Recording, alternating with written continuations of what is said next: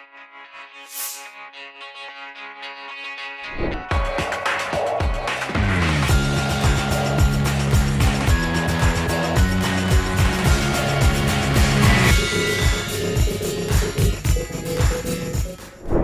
Assalamualaikum warahmatullahi wabarakatuh. Selamat berjumpa di Realita TV di acara Sarinya Berita Sarita. Ya, kali ini kita membahas bukan masalah politik ini sebenarnya ya. Kita ingin tahu ya kenapa akhir-akhir ini kita sering lihatlah di berbagai media maupun statement maupun sebenarnya terjadi di mana saja sih ini ya. Terakhir kita ingin menyoroti ini ya, budaya jilat-menjilat begitu. Terakhir kita lihat ini yang sempat viral di media ketika ada seseorang lah ya yang kemudian ingin menyuarakan begitu ya, merespon pidato Jokowi dengan mengatakan bahwa wah Jokowi ini cocok jadi sekjen PBB. Sebenarnya nggak masalah kalau yang mengatakan itu sebenarnya orang awam begitu ya. Tetapi ini ketika kemudian seorang tokoh yang seharusnya dianggap berlebihan begitu, dianggap wah ini seperti menjilat begitu. Benarkah seperti itu? Benarkah ini sudah menjadi budaya di politik kita maupun di kehidupan sehari-hari? Karena kalau mau jujur ini bukan hanya terjadi di pemerintahan Jokowi ya. Di zaman Pak Harto dulu ada Harmoko ya dengan kalimat legendnya menurut petunjuk Bapak Presiden begitu. Dan macam-macam setiap presiden sebenarnya ada juga. Dan bukan hanya di presiden, di kehidupan sehari-hari ini budaya jilat-menjilat ini memang sudah begitu akrab baik di ke atasan, ke bos ya. Saya sebutnya bos ya, karena katanya bos dan pimpinan ini beda. Biasanya kalau jilat-menjilat ini ke bos begitu. Nah, kita akan membahasnya ini dengan Kak Rocky Gerung. Halo, Kak Rocky. Sebelumnya dipertegas jilat-menjilat ini bukan harfiah loh ya. Ini kita membahas kenapa sih kita ini kok sangat kental dengan budaya jilat-menjilat begitu. Apakah ini warisan kolonial begitu? Di zaman Belanda, pendidikan kolonial sehingga kita terbiasa karena kita tahu zaman Belanda dulu biasa gitu ada yang demi jabatan begitu kemudian menjilat ke penjajah. Justru peradaban Belanda itu terkenal dengan istilah saklek, artinya ini ya ini, tidak ada interpretasi. Jadi jilat-menjilat itu sebetulnya bukan peradaban kolonial.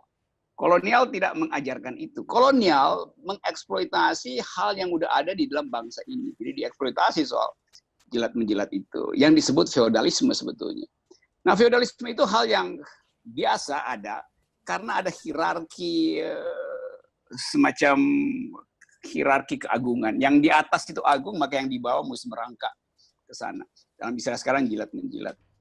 Jadi faktanya sebetulnya bangsa ini memang ada potensi, kadang-kala menjadi manifest potensi itu, yaitu tradisi untuk mengabdi tanpa reserve. Dalam situasi kerajaan ya oke, itu culture-nya, tapi dalam demokrasi masih ada orang yang semacam itu. Itu artinya cuma dua, kalau dia masih menjilat di zaman demokrasi, atau dia nggak punya otak, atau dia nggak punya uang gitu. Kan hanya itu kan. Ya, itu yang menjadi sorotan Kak Rocky yang terjadi akhir-akhir ini bukan orang yang nggak punya otak atau bukan orang yang nggak punya uang yang menjilat ini. Masalahnya tokoh-tokoh bahkan pejabat begitu, bahkan bukan orang biasa, bahkan instansi pun begitu ya. Kita ingat ya tahun 2019 itu ketika penerbangan haji perdana dari Solo itu sampai Garuda sendiri menulis terima kasih Jokowi di lumbung pesawat begitu kan. Nah ini banyak orang yang menilai lebay begitulah istilahnya. Nah, kok sampai bukan hanya orang-orang yang tidak berpendidikan yang melakukan menjilat, bahkan instansi yang seharusnya profesional pun melakukan seperti itu begitu. Yang salah apa nih? Artinya ada perluasan atau reinventing the very culture of feudalisme. Jadi feudalisme itu bukan sekedar ada di tangga istana, bahkan ada di tangga pesawat. Bukan cuma di darat, bahkan di udara tuh ditempel di situ. Jadi memang kalau kita sebut kita udah pindah dari tradisi feodal masuk ke sistem demokrasi. Tetapi infrastruktur culture-nya masih ikut masuk ke situ. Dan itu yang kemudian justru dihargai sebagai keutamaan bangsa, dianggap sebagai apa istilahnya itu, local wisdom kalau orang memuji. Ya memuji itu kalau saya memuji orang tua ya iya, memuji pemuka agama karena saya dapat moral dari dia, oke, apalagi memuji Tuhan itu. Tetapi memuji presiden itu terlarang dalam demokrasi karena presiden itu dipilih dan bisa diganti 5 tahun sekali. Jadi orang yang memuji justru dia nggak ngerti demokrasi. Dalam demokrasi kekuasaan itu dikritik bukan dipuji. Jadi kalau ada tokoh yang menginginkan supaya presiden jadi sekjen PBB segala macam, itu artinya potensi dia untuk jadi penjilat memang ada dalam dirinya sejak awal. Mungkin di periode yang lain, mungkin dalam lingkungan yang lain. Kan nggak mungkin orang tiba-tiba jadi penjilat hanya untuk satu periode. Jadi seluruh hidupnya sebetulnya adalah hidup di dalam culture jilat-menjilat itu. Artinya lidahnya lebih panjang dari akalnya tuh. Kalau orang akalnya panjang nggak akan menjilat. Kalau lidahnya lebih panjang ya pasti menjilat. Ini abstrak loh, bukan konkret seperti yang bukan harfiah. Bukan harfiah. Iya, kalau harfiah lain lagi nanti pasti pembahasannya kan. Oke. Ya, tetapi inilah yang menjadi biasanya justru jilat-menjilat ini lebih karena memang itulah yang terbukti ampuh mungkin.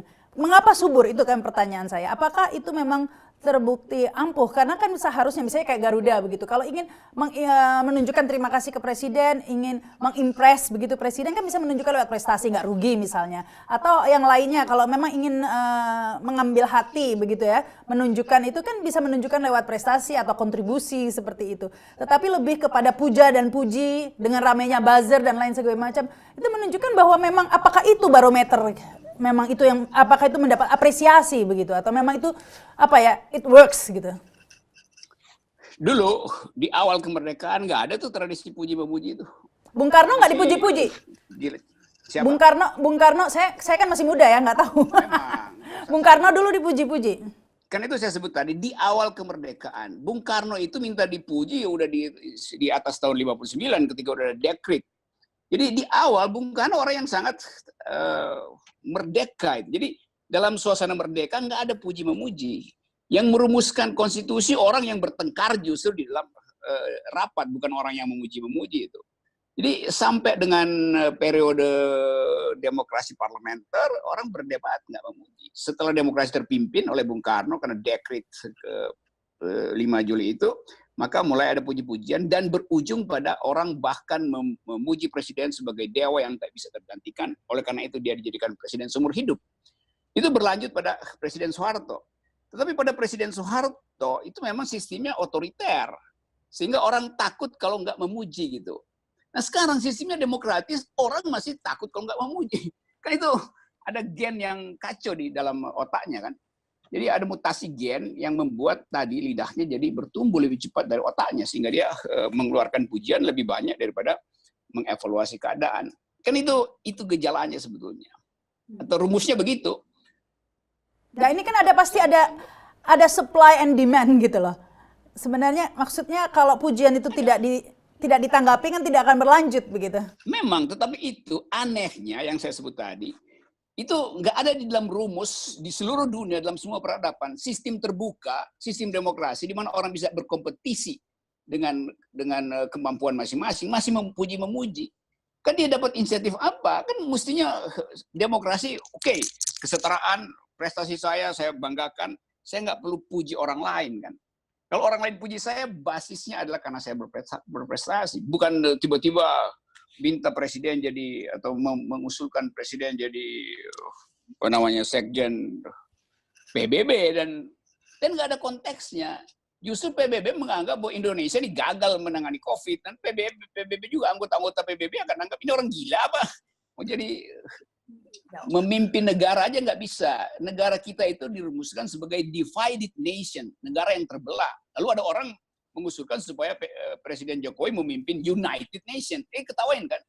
Kita aja divided, bagaimana dia memimpinnya United kan? Jadi itu sebetulnya gagal otak sebetulnya. Kenapa? Karena ingin mengemis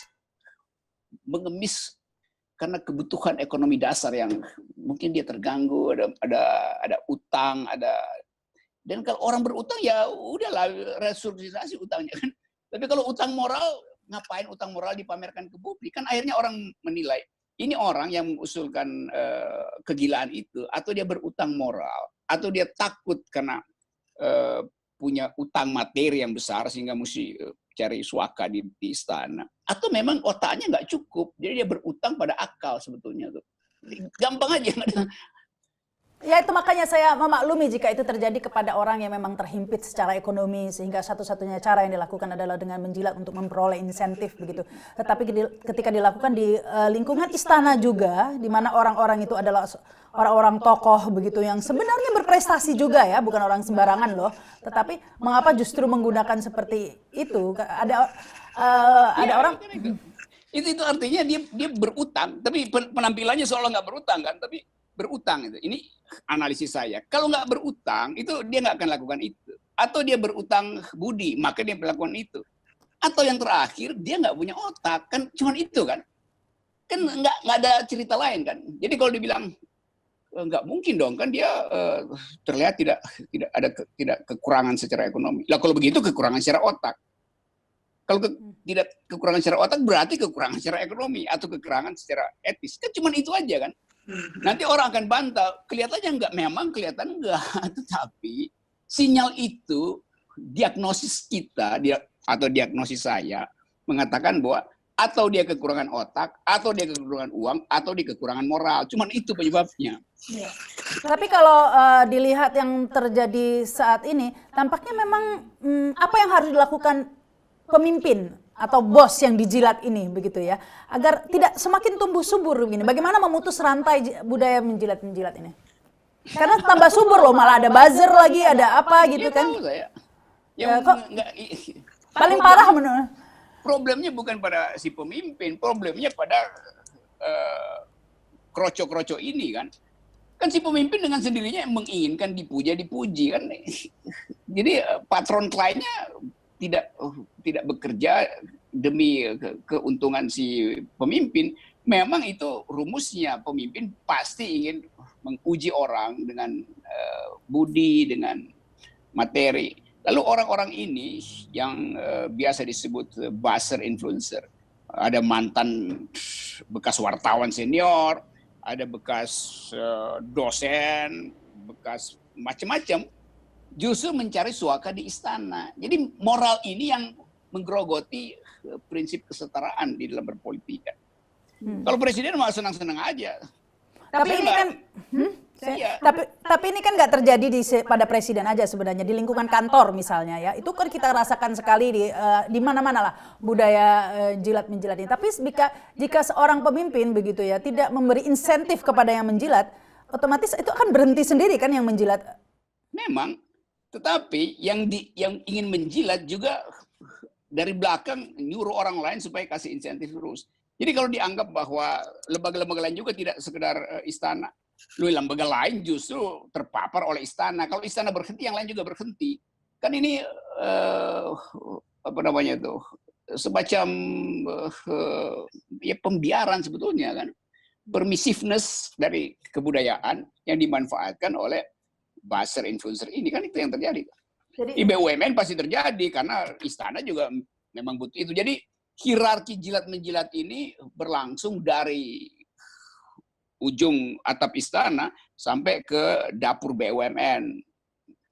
Yang terjadi dapur BUMN sampai ke toilet BUMN, sampai ke bawah. Dan itu yang diturunkan di dalam keadaan kita. Nah kalau kita lihat secara lengkap dari atas, fenomena dinasti politik, mantu presiden, anak presiden yang sekarang lagi diributin orang, itu juga bagian dari sistem itu. Sehingga orang yang tadinya kritis pada kekuasaan terpaksa dia menjilat karena ada beban politik yang mesti dia bayar. Itu kan. Menjilat dengan cara apa? Ya mulai mempromosikan bahwa ini orang baik ini. Ya tapi recordnya nggak ada segala macam. Ini potensial segala itu kan cuman karena kebutuhan tukar tambah politik atau tukar tambah moral atau tukar tambah ekonomi kan, tukar tambah kantong, nggak ada soal lain di situ. Tapi kalau ditarik sejarahnya, menurut Kak Rocky ini ya semacam warisan feodal begitu ya? Iya, di belakang kita ada feodal dulu, raja mesti ngumpulin upeti sehingga orang mesti datang pada raja ngasih upeti yang disebut apnase dalam sistem politik tradisional kita. Iya, tapi itu kan sistem kerajaan. Memang dia fit and proper dengan feodalisme. Tapi ini sistem demokrasi, masih ada feodalisme. Itu itu nggak bisa diterangkan. Dan orang cuma geleng-geleng kepala aja. Bagaimana mungkin diberi kemerdekaan, tapi masih mau menjilat? Kan itu orang dungu aja kan. Udah bebas, tapi masih mau dirantai kan itu. Ya, tapi kalau tadi itu kan Kak Rocky menjelaskan bahwa ini basisnya alasannya materi biasanya ya, karena memang ada ingin imbalan begitu materi begitu. Tetapi kalau seperti itu alasannya ya memang tidak bisa diputus rantai ini. Siapa sih yang tidak butuh materi? Siapa sih yang tidak butuh uang? Semua orang butuh uang kan? Ya, bukan semua orang butuh uang.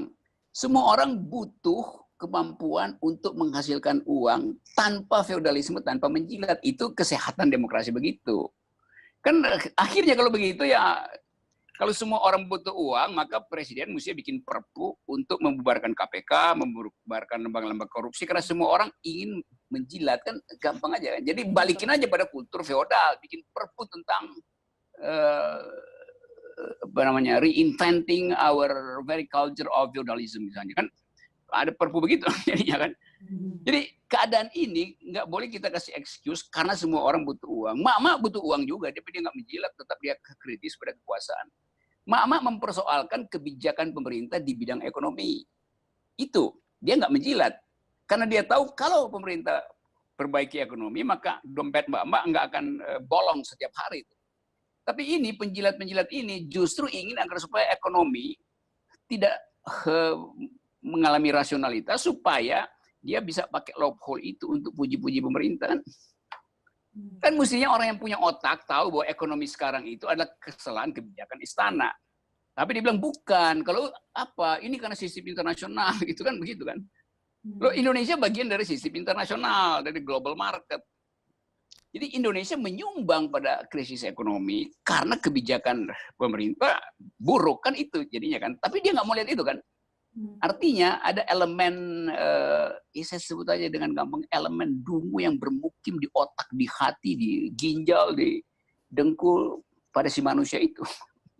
Apalagi coba.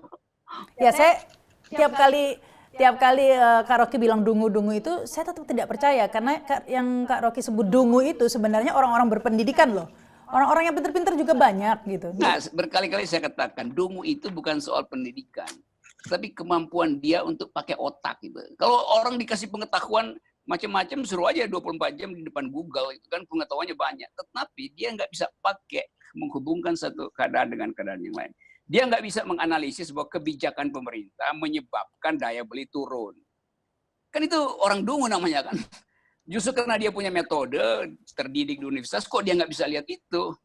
Kalau orang biasa ya bisa masuk akal, dia nggak bisa lihat hubungan itu. Tapi justru karena orang yang punya pangkat akademis nggak bisa lihat itu, ya artinya dia dungu kan. Kan mestinya dia bisa lihat kan. Simpel. Kembali lagi masalahnya otak lagi ini ya, akal sehat lagi ini akarnya. Iya, akalnya nggak kerja, gimana coba?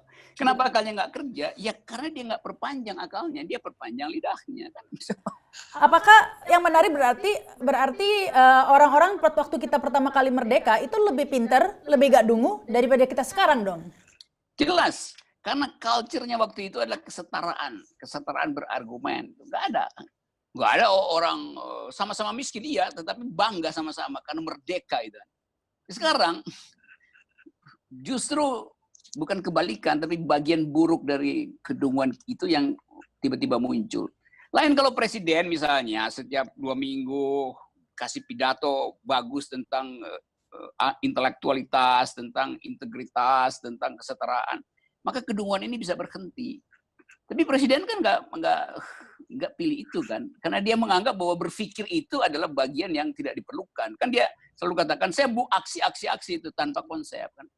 Jadi publik tidak dididik untuk berpikir konsepsional. Akibatnya tidak mampu untuk menghubungkan dua variabel untuk mengetahui di mana keadaan ini akan berakhir dan apa penyebab dari kesulitan kita. Nah, ketiadaan atau ketidakmampuan membuat analisis kritis itu menyebabkan orang bypass. Supaya saya bertahan hidup, maka lebih baik menjilat. Ini zaman Bung Karno lagi, ini jas merah kan, jangan kita ingat dulu ya, meskipun saya nggak tahu tapi lihat di berbagai di internet begitu betapa publik saat itu masyarakat sangat antusias jika ada Bung Karno yang pidato begitu ya, sangat menginspirasi. otoriter. Nah, jadi sumbernya adalah otoriter, ya hilangnya demokrasi berarti mangkal penyebabnya. Iya, hilangnya demokrasi menyebabkan orang balik pada sistem otoriter yang Berarti kita sekarang tidak demokrasi dong.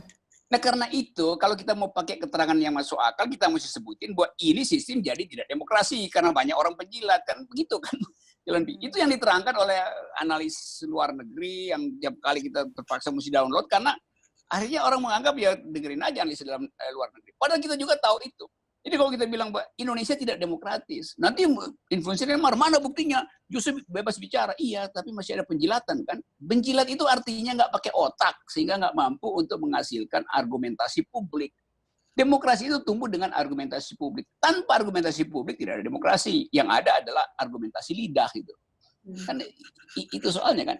Jadi mesti dirumuskan, ya memang nggak demokratis. Oh, masih ada penjilat, mana ada penjilat merdeka. Kan demokrasi artinya semua orang merdeka untuk mengucapkan sesuatu. Ini menjilat. Nah, menjilat sebenarnya nggak ada soal, tapi yang menjilat ini juga ingin menutup diskursus dari orang-orang yang kritis kan. Jadi dia lakukan dua hal, dia menjilat ke atas, lalu dia menginjak ke bawah itu. Itu apa nggak parah tuh? Berarti memang menjilat aja, nggak usah pamer bahwa orang lain mesti ikut dia kan. Masa ada apa kontribusimu ngeritik-kritik? Tapi memang akarnya demokrasi itu ya, karena kita ingat ketika zaman Pak Harto, itulah ketika istilah ya ABS ya, asal Bapak senang itu mulai memang akrab ya. Itulah justru ketika otoriter begitu, dan tampaknya memang erat kaitannya antara demokratis dan budaya jilat menjilat ini sehingga ya zaman Pak Harto jelas ideologi pembangunan itu diperlukan supaya tidak terganggu, maka militer masuk dalam politik untuk menjaga stabilitas. Sudah, itu satu paket. Sehingga mudah kita mengerti mengapa orang terpaksa mesti mendekati kekuasaan segala macam. Ya udah, itu selesai. Tetapi begitu kita pindah ke reformasi, kultur itu masih hidup. Dan hidupnya itu menjadi sangat lengkap di era 6 tahun ini Presiden Jokowi. Itu yang diteliti secara independen oleh analis macam-macam, menganggap bahwa Indonesia itu sekarang ada tulisan tadi pagi baru beredar tuh, Indonesia itu disebut sebagai authoritarian pluralism itu. Seolah-olah ada pluralisme tapi otoriter. Karena orang nggak boleh berbeda. Jadi pluralisme itu dianggap sebagai ya udah kan jangan mengganggu. Plural boleh tapi jangan mengganggu, kan kontradiksi kan. Jadi seluruh keterangan akademis terhadap keadaan kita menunjukkan bahwa kita sudah tidak lagi ada di dalam keadaan demokratis. Tadi pagi Gatot Nurmantio di demo, diusir bahkan dicaci maki di Surabaya itu. Dan itu kultur apa yang begituan tuh? Kultur yang ada di dalam sistem yang tidak percaya pada kritikan.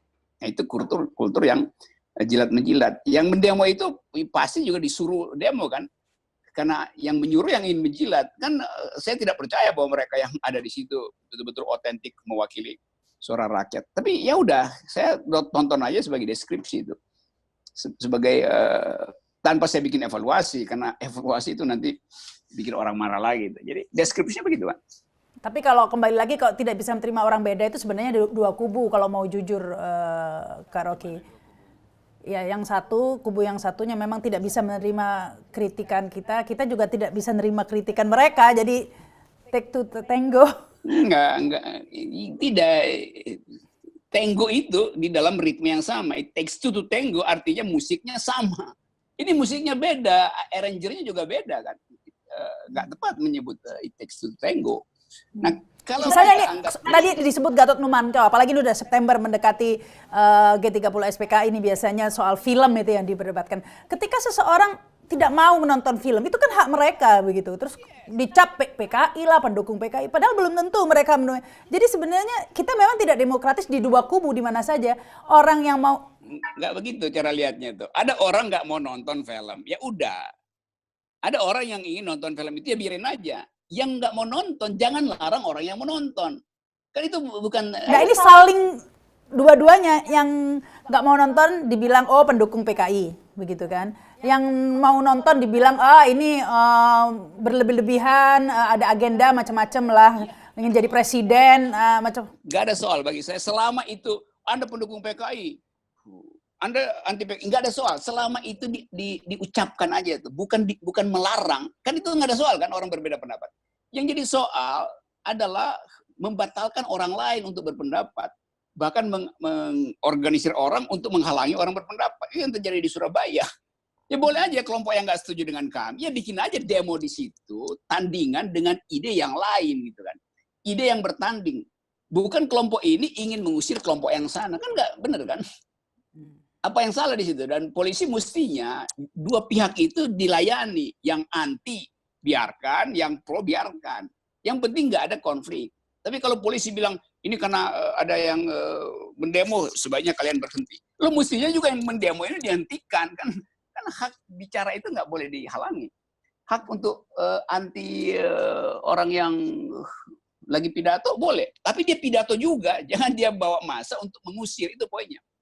Kan etika pertama dalam demokrasi, hargai pendapat orang lain dan tahan telunjukmu 1 milimeter dari hidung orang itu. Artinya jangan sentuh dia, artinya jangan usir, artinya jangan halangi. Itu prinsipnya.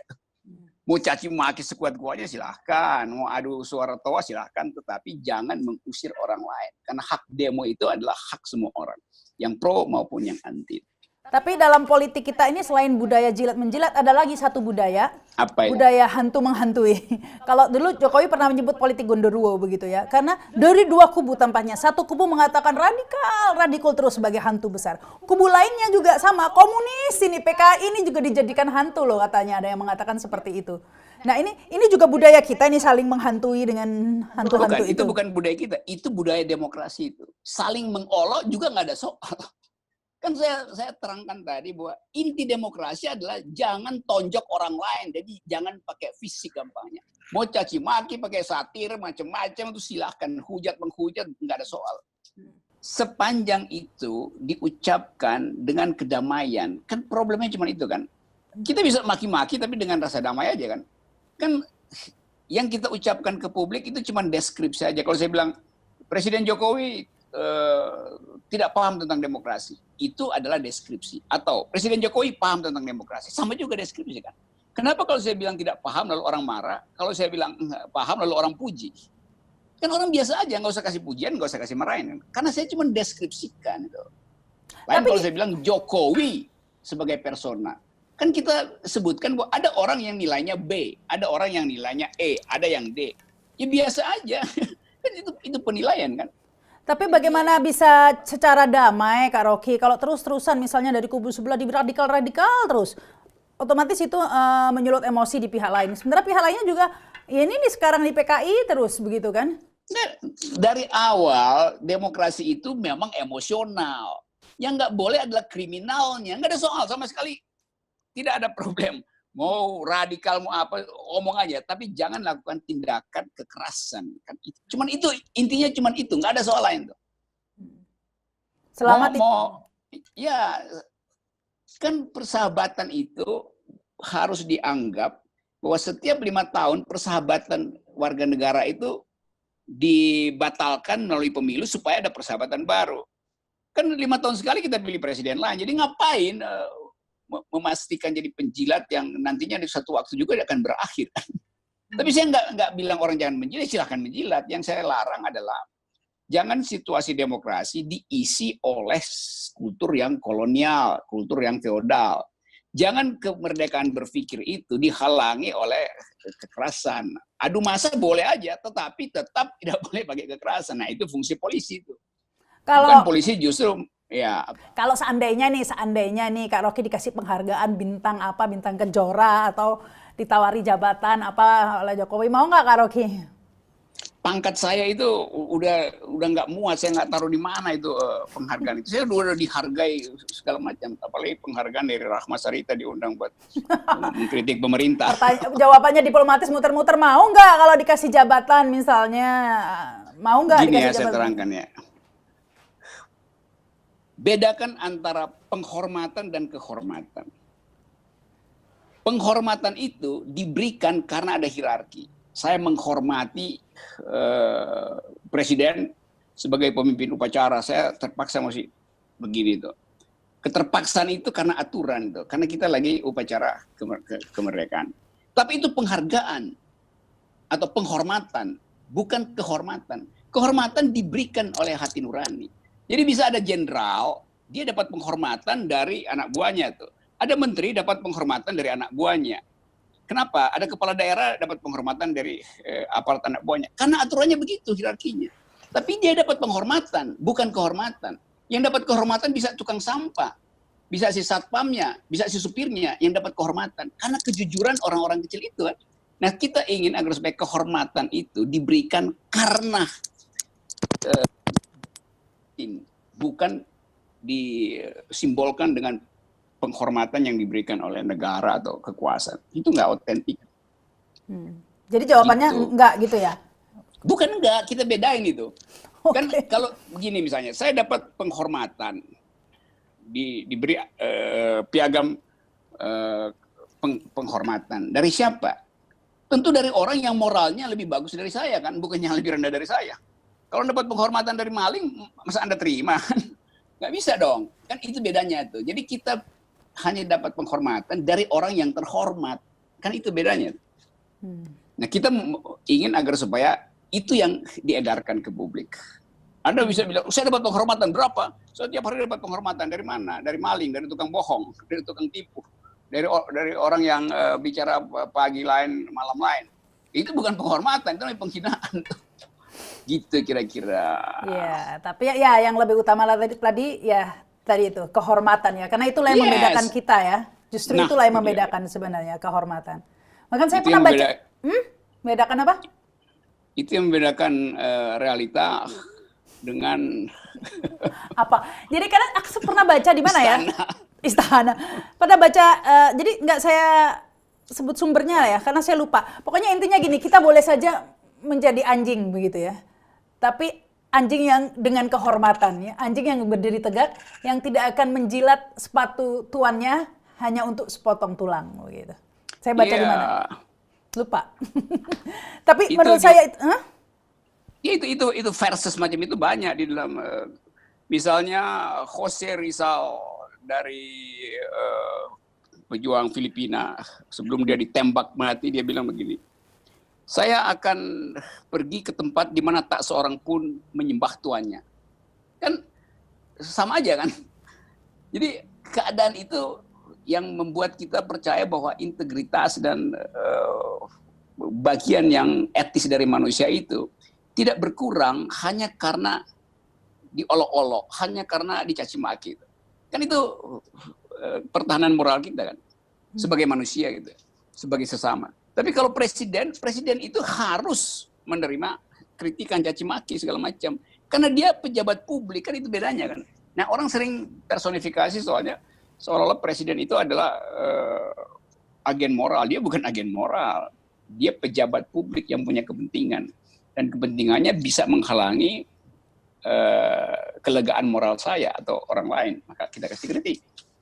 Simpel aja prinsip-prinsip itu. jadi kesimpulannya selain akal sehat, kehormatan juga perlu ya. Ya kalau akal sehat ada, pasti dia tahu bedain antara kehormatan dan penghormatan. Baik yang terhormat. Baik, terima kasih nih sudah Oke, Rahmat. ngobrol ya. Yang terhormat juga ini para penonton Realita TV ya. Terima kasih sudah menyaksikan. Nantikan terus tayangan kami ya di Realita TV di acara Sarinya Berita. Jangan lupa subscribe dan komen. Saya Rahma Sarita, sampai jumpa. Wassalamualaikum warahmatullahi wabarakatuh. Waalaikumsalam.